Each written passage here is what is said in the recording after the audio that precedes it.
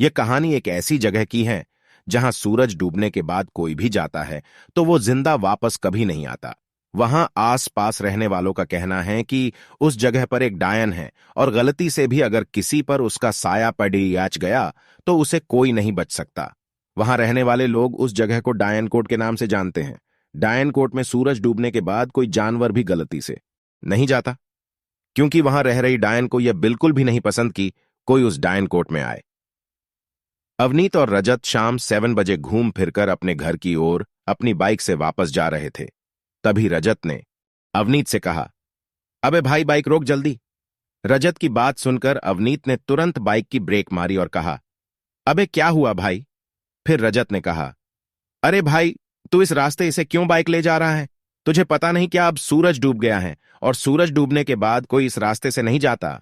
फिर अवनीत ने कहा, पर क्यों भाई, ऐसा क्या है इस रास्ते में? फिर रजत ने कहा, अरे तुझे सच में नहीं पता क्या इस रास्ते में क्या है? फिर अवनीत ने कहा, भाई तुझे तो पता ही है, मैं 10 साल बाद कल ही तो गांव आया हूं, तो मुझे कैसे पता होगा? अवनीत की बात सुनकर फिर रजत ने कहा, अरे यार तुम लोग भी शहर चले जाते हो, फिर गांव के बारे में सब भूल जाते हो।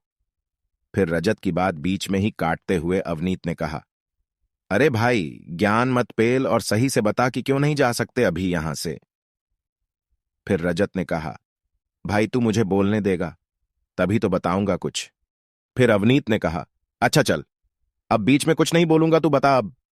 फिर रजत ने बताते हुए कहा, तो सुन भाई, जब हम सुबह इस रास्ते से जा रहे थे तो तूने देखा ही होगा कि इस रास्ते में पूरे में 5 किलोमीटर तक जंगल ही है।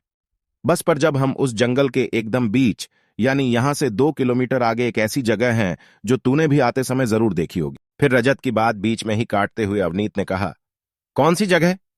फिर रजत ने कहा, भाई पूरी बात सुन तो ले। पहले वो जगह 2 किलोमीटर आगे है, उसे लोग डायन कोट के नाम से जानते हैं।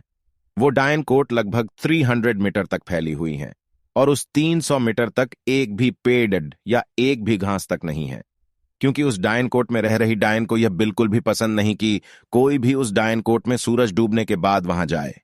और तूने भी शायद यह देखा ही होगा कि उस पूरे डायन कोट में बस हड्डियों के कंकाल ही पड़े हुए हैं, क्योंकि इस जगह पर अगर कोई जानवर भी जाता है तो वो जिंदा नहीं बचता। रजत की सारी बात सुनने के बाद अवनीत बड्ढी जोर जोर से हंसने लगता है। अवनीत को ऐसे हंसते देख फिर रजत बोलता है, भाई क्या हुआ, तू हंस क्यों रहा है? फिर अवनीत हंसते हुए ही बोलता है, भाई मुझे पता था कि गांव में कोई ना कोई ऐसी भूतों की बातें जरूर करेगा। इतना बोलकर अवनीत फिर से जोर जोर हंसने लगता है। पर रजत समझ था कि शहर के लोग भी जल्दी से किसी भूतों या डायन जैसी चीजों पर विश्वास नहीं करते, इसलिए रजत फिर अवनीत से बोलता है, भाई तुझे विश्वास वो या ना हो, पर भाई हम अभी इस समय इस रास्ते से नहीं जाएंगे बस, और तू बाइक ये दूसरे वाले रास्ते की तरफ मोड़ दे। फिर रजत की बात सुनकर अवनीत बोलता है, भाई मैं 10 साल बाद जरूर आया हूं, पर मुझे यह पता है कि यह रास्ता 5 किलोमीटर शॉर्टकट है, इसलिए हम इसी रास्ते से जाएंगे।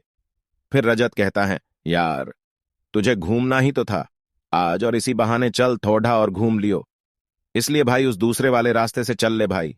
इस बार अवनीत रजत की बात मान जाता है और बाइक दूसरे रास्ते की तरफ मोड़ा देता है।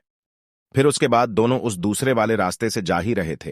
तभी अवनीत रजत से कहता है, भाई चल मान लिया वो डायन कोट में सच में डायन है, पर कभी ऐसा हुआ है कि कोई रात को वहां गया हो और वापस भी सही सलामत आ गया हो? अवनीत की बात सुनकर फिर रजत ने कहा, हां भाई वापस तो आया है, पर सही सलामत नहीं आया। फिर अवनीत ने कहा, कौन आया है और उसके साथ ऐसा क्या हुआ जो तू बोल रहा है कि सही सलामत नहीं आया? फिर रजत ने कहा, तू बिरजेश को जानता ही होगा। फिर अवनीत ने कहा, कौन बिरजेश? अवनीत की बात सुनकर फिर रजत बोलता है, अरे वही बिरजेश जिसे बचपन में सब नागिन बोलते थे, अब याद आया कुछ। फिर अवनीत ने अपना सर खुजाते हुए कहा, हाँ हाँ वही ना, जिसकी हमेशा नाक बहती रहती थी और सब बोलते थे कि नागिन का जहर निकल रहा है, इसलिए सबने बाद में उसका नाम ही नागी रख दिया था। फिर रजत बोलता है, हाँ वही नागिन। फिर से रजत की बात बीच में ही काटते हुए अवनीत ने कहा, वही नागिन वहां से वापस आया था, पर वो अभी सही है या नहीं? फिर रजत ने कहा, ना यार वो अब बिल्कुल सही नहीं है उसकी, अब ऐसी हालत हो गई है कि कोई उसे नहीं पहचान सकता, बहुत बुरी हालत में है वो अब, पर कोई क्या करे। सबने उसे उस रास्ते से रात में जाने से मना करा था, पर उसने एक शर्त के चक्कर में अपनी पूरी जिंदगी बर्बाद कर ली। उसकी शादी भी होने ही वाली थी, पर उसकी ऐसी हालत होने की वजह से उसकी शादी भी टूट गई। पर अब हम क्या कर सकते हैं? फिर रजत की बात खत्म होते ही अवनीत बोलता है, पर उसे हुआ क्या है? तू बार बार बस यही बोल रहा है कि उसने अपनी जिंदगी बर्बाद कर ली, पर उसके साथ हुआ क्या है यह भी तो बता। फिर रजत बोलता है, तो सुन भाई, अब इसके आगे की कहानी अगले एपिसोड में है।